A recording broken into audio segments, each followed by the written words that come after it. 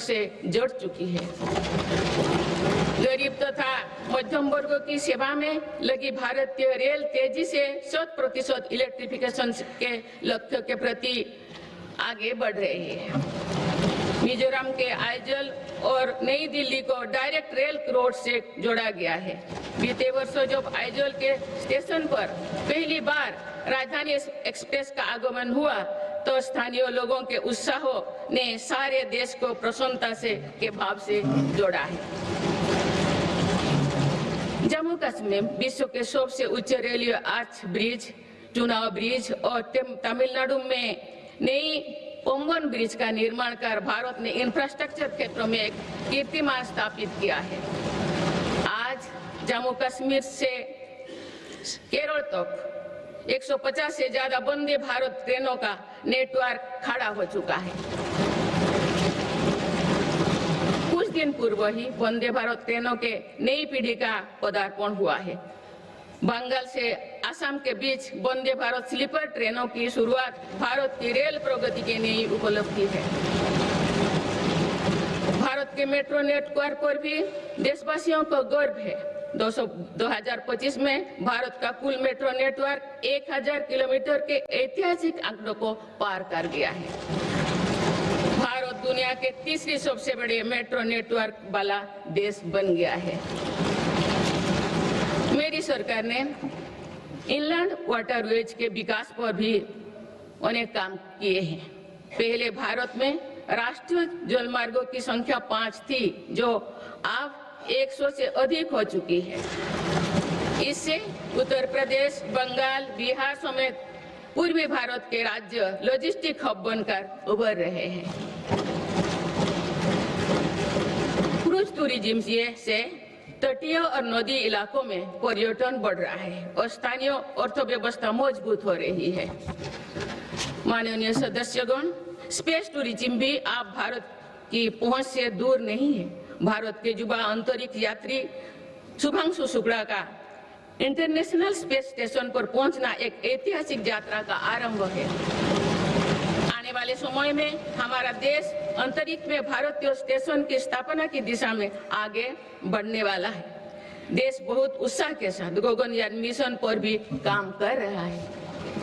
माननीय सदस्यगण, दशकों से लंबित परियोजनाओं को गति देने के लिए योजनाओं के लाभ को हर लाभार्थी तक पहुंचाने के लिए मेरी सरकार ने प्रगति नाम से एक नई व्यवस्था आरंभ की है।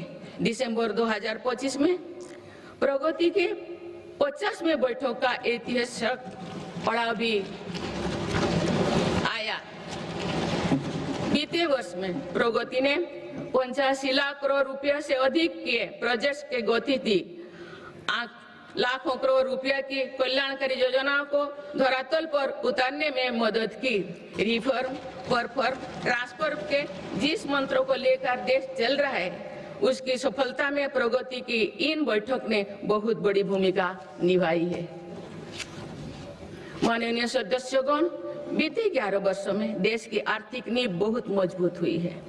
दुनिया में अनेक प्रकार के संकटों के बावजूद भारत दुनिया की फास्टेस्ट ग्रोइंग मेजर इकोनॉमी बना हुआ है।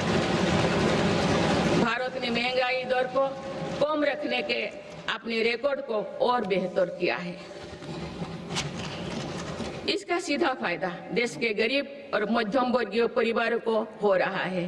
मेरी सरकार ने नीतियों के कारण देशवासियों की आय बढ़ी है, बचत बढ़ी है और खरीद शक्ति में भी वृद्धि हुई है।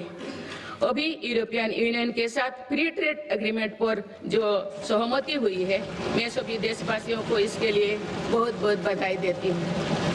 ये ऐतिहासिक कदम भारत में मैन्युफैक्चरिंग सेक्टर और सर्विस सेक्टर के गति देगा। भारत के युवाओं के लिए रोजगार के अनेक नए अवसर बनाएगा। माननीय सदस्यगण, आज मेरी सरकार रिफॉर्म्स एक्सप्रेस के पथ पर चल रही है। पुराने नियमों और प्रावधानों को भविष्य की जरूरत के हिसाब से निरंतर बदला जा रहा है। सभी ने देखा है कि कैसे जीएसटी में ऐतिहासिक नेक्स्ट जनरेशन रिफॉर्म ने देशवासियों का उत्साह से भर दिया।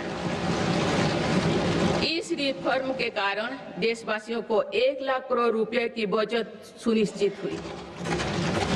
जीएसटी में कटौती के बाद वर्ष 2025 में 2 व्हीलर का रजिस्ट्रेशन 2 करोड़ से पार कर गया है।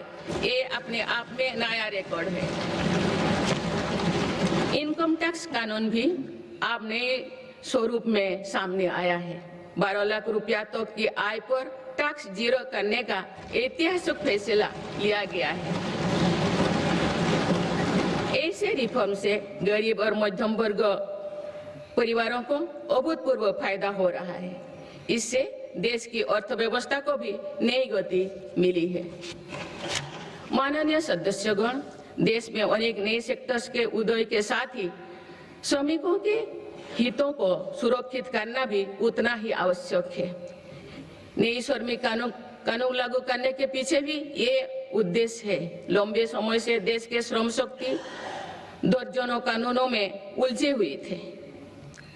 इसको अब सिर्फ 4 कोड में सीमित किया गया है।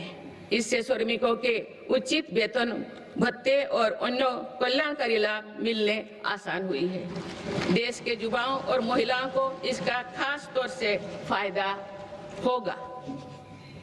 माननीय सदस्यगण, मेरी सरकार भारत को ग्रीन ग्रोथ और आधुनिक टेक्नोलॉजी का पावर हाउस बनाने में जुटे हैं। तेजी से बढ़ती डिजिटल अर्थव्यवस्था, एआई और डेटा सेंटर्स निवेश बढ़ रहा है। इकोनॉमी के इस नए स्वरूप के लिए अधिक ऊर्जा की भी जरूरत है। इस दिशा में परमाणु ऊर्जा की बड़ी भूमिका है। हाल ही में पारित शांति अधिनियम से 2047 तक 100 गीगावाट परमाणु ऊर्जा का लक्ष्य पाने में मदद मिलेगी। इस ऐतिहासिक रिफॉर्म के लिए मैं आप सभी का बहुत बहुत अभिनंदन करती हूँ।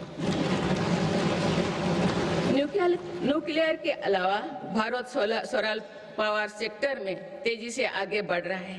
पीएम सूर्यघर मुक्त बिजली योजना से देश के आम उपभोक्ता आप बिजली के उत्पादक बन रहे हैं। आप तक लगभग 20 लाख रूफटॉप सोलर सिस्टम लगाए जा चुके हैं। इससे